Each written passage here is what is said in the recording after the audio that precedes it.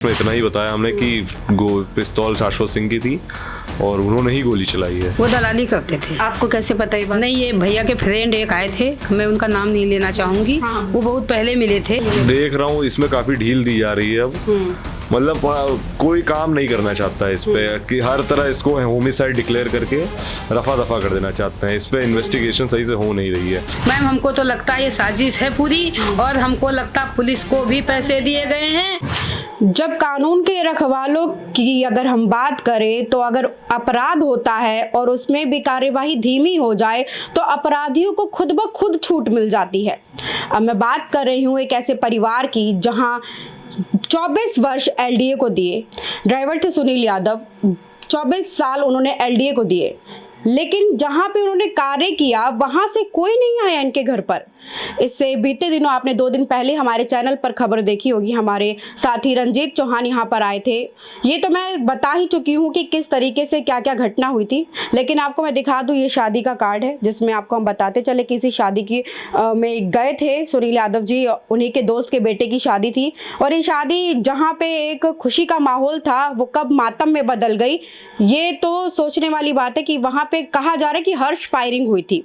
लेकिन अभी परिवारजनों से हम बात करेंगे कि इसमें क्या अपडेट है, परिवारजनों का क्या कहना है और साथ ही साथ पुलिसिया कार्यवाही क्या हो रही है। क्योंकि लगातार जब हम इस चीज़ पर बात कर रहे हैं कि अभी तक पोस्टमार्टम की रिपोर्ट बताई जा रही है कि नहीं आई है।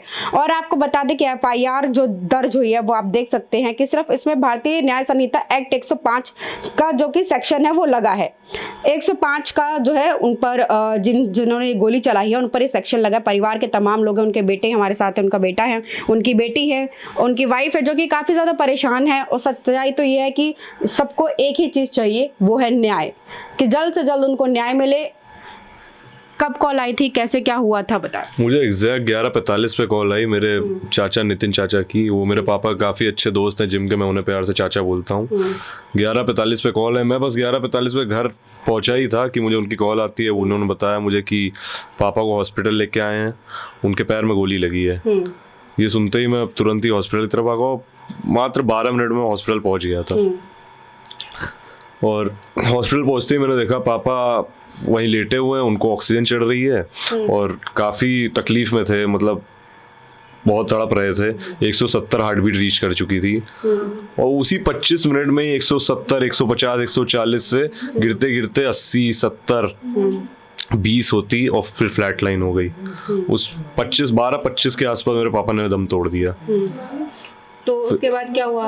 आप लोगों ने मतलब क्या कार्यवाही करी? उसके बाद क्या हुआ? उसके बाद वहीं हमने सारे पापा के जो दोस्त उन्हें लेके आए तो उनसे सब पूछा तो उन्होंने बताया कि टेंट के पीछे सब बैठे हुए थे और वहाँ पे 4 आदमी मौजूद थे। मेरे पापा सुनील यादव जी, दूसरे शाश्वत सिंह जिसकी कहा जा रही है कि पिस्तौल भी उन्हीं की थी और गोली भी उन्होंने चलाई है और वो फरार है। और तीसरे थे ये अरविंद कश्यप। अरविंद कश्यप आए थे हॉस्पिटल, जिनको जबरदस्ती लाया गया था।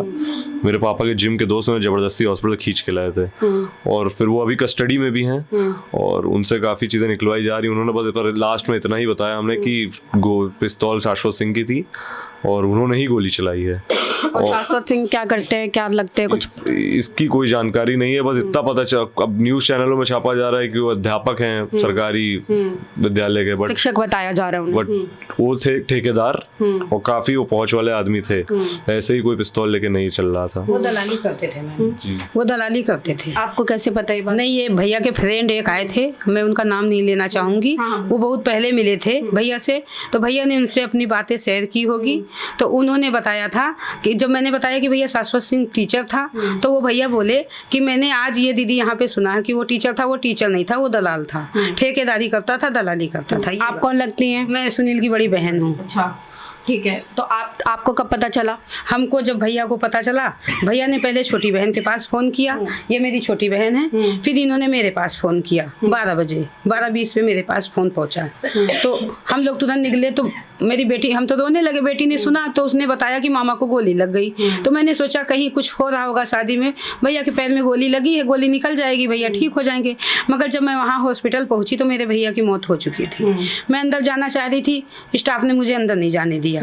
मैंने कहा मुझे एक बार भैया को दिखा दो, देख लें किस हालत में। तो वो बोली बॉडी पे खो रही। तो मैंने कहा मेरे भैया को तो केवल गोली लगी, उनकी बॉडी क्यों पे खो रही। उसके बाद फिर हम लोग वहीं रोते चिल्लाते रहे। 12 बजे के गए, 3 बज गया। कुछ देर में बाद में मेरे भैया के दोस्त थे भतीजे के, उनसे लोगों ने कहा कि आप फैमिली घर ले जाइए, उनकी बॉडी जा चुकी पोस्टमार्टम के लिए। तो हम लोग वहाँ 3 बजे से भगा दिए गए, चले आए हम लोग। उसके बाद फिर जब भैया भी सुबह आए तो हमने कहा भैया पापा की बॉडी बता रहे पीछे रास्ते से चली गई पोस्टमार्टम के लिए। तो दूसरों ने बताया कि नहीं बॉडी वहीं है, अभी नहीं गई, वहीं अंदर रखी, वो सुबह जाएगी 8 बजे। फिर 8 बजे बात हुई, फिर पता चला अभी वहाँ के इंस्पेक्टर सीओ कोई साइन करने नहीं आया, जिन्होंने किया था वो आएंगे तब होगा। वो मैम वहाँ 11 बजे पहुँचे हैं। जब उन्होंने लिखित में दिया है 12 बजे के बाद बॉडी उनकी पोस्टमार्टम के लिए गई। थाने आप थाने गए थे, कब आपने रिपोर्ट लिखवाई है? जी, रिपोर्ट एप्लीकेशन उसी रात ही दे दी गई थी, पर वो काफ़ी टूटी फूटी लैंग्वेज में लिखा हुआ था। तो हम अगले दिन सुबह फिर से एक नई एप्लीकेशन के साथ गए। कौन सी तारीख थी? तारीख थी 20 की रात को मेरे पापा का देहांत हुआ है, और 21 की सुबह करीब 9 बजे ही हमने वापस से एक नई एप्लीकेशन लिख के दी। किस थाने में? मनोज पांडे चौराहे पे गोमती नगर थाना। और वहाँ पे आपने FIR दी, उसके बाद क्या हुआ? पुलिस ने कुछ कहा आपको कि ऐसे कार्यवाही करेंगे या कुछ? जी, उन्होंने बोला कि ठीक है, हम आपका एप्लीकेशन एक्सेप्ट करते हैं और आपकी FIR आपके फोन पे ऑनलाइन आ जाएगी, जो कि उस समय नहीं आई, और हमें अगले दिन 6 बजे रिसीव करने जाना पड़ा। अच्छा, आप लोग को जाना पड़ा वहाँ पर। उसके बाद से अभी तक कोई पुलिस प्रशासन यहाँ पर आया आप लोगों से? नहीं, काफी मैं देख रहा हूँ इसमें काफी ढील दी जा रही है अब। मतलब कोई काम नहीं करना चाहता है इस पे, कि हर तरह इसको होमिसाइड डिक्लेयर करके रफा दफा कर देना चाहते हैं। इस पे इन्वेस्टिगेशन सही से हो नहीं रही है। मैंने पापा का फोन भी गायब था, ना फोन के बारे में अभी तक पता चला। सर्वेलेंस पे लगाया गया था, पर बोला कि लास्ट लोकेशन मलियाबाद की आई है, इसके बाद का कोई पता नहीं, गारंटी देता हूँ 3 दिन में मिल जाएगा। पर आज तक नहीं पता चला फोन कहाँ गया। फोन में ही सारी इन्फॉर्मेशन थी, मेरे पापा की फोन में कॉल रिकॉर्ड्स होती थी, उससे सब पता चल जाता क्या से बात हुई थी और किस किस को कॉल किया, तो कौन कौन साथ बैठा था। तो फोन गायब है। LDA जहाँ पे 24 साल उन्होंने अपने जीवन के दिए, वहां से कोई आया?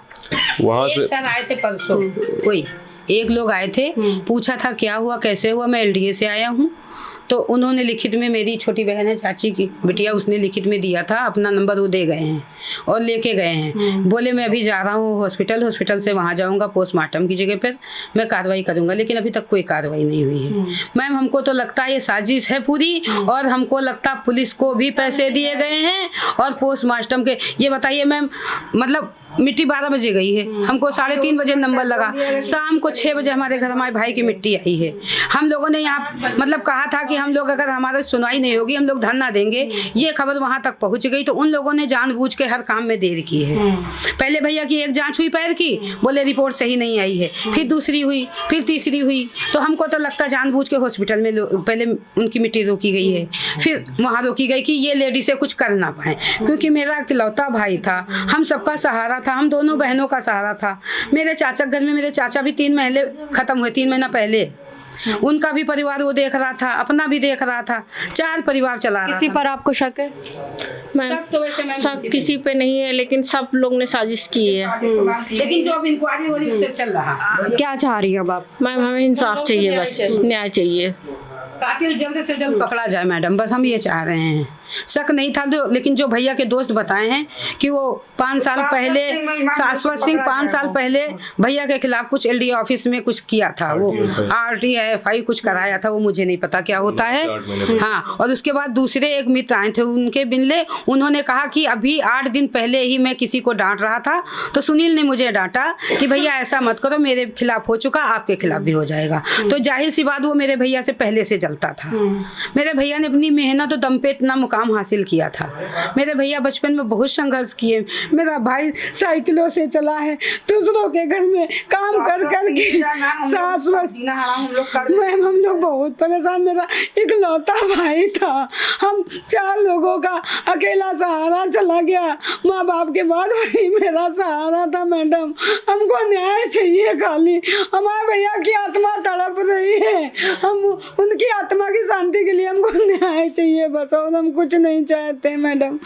ये 7वां से क्या मांग है? आपका नाम क्या है? नयन यादव। क्या मांग है आपकी? मेरे पापा को जस्टिस दिलवा दीजिए। मेरे पापा बहुत अच्छे इंसान थे, कभी उन्होंने कुछ किसी के साथ गलत नहीं करा। उनके साथ क्यों करा? कोई दुश्मनी नहीं, कुछ नहीं, सबके साथ प्यार से रहे हमेशा। ये सब क्यों हुआ, कैसे हुआ, सब कुछ जानिए और प्लीज़ सब कुछ सही कर दीजिए। देखिए, परिवार के तमाम लोग हमारे साथ थे। माता जी जो हैं वो थी। आपको बता दें, बच्चे उनके हैं, एक बेटा एक बेटी है, 2 बहनें जिनसे हम बात कर रहे थे।